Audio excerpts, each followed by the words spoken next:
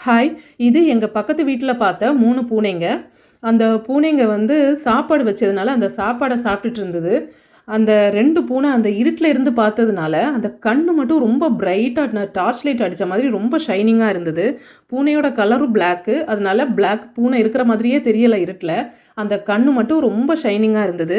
கிட்ட வந்தா நாங்க புடிச்சிருவோமோன்னு பயந்து, பின்னாடி தூரத்துல பதுங்கி பதுங்கியே நின்னுட்டு இருந்தது. பூனையோட கண்ல இருக்கிற ரெட்டினாவோட பின்புறமா ஒரு லேயர் இருக்கு. அந்த லேயர்ல லைட் போய் விழுறதுனால அது வந்து ரிஃப்ளெக்ட் ஆகுது.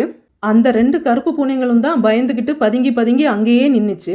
ஆனா இங்க நம்ம பக்கத்திலேயே இருக்கிற ஒருத்தர பாருங்க.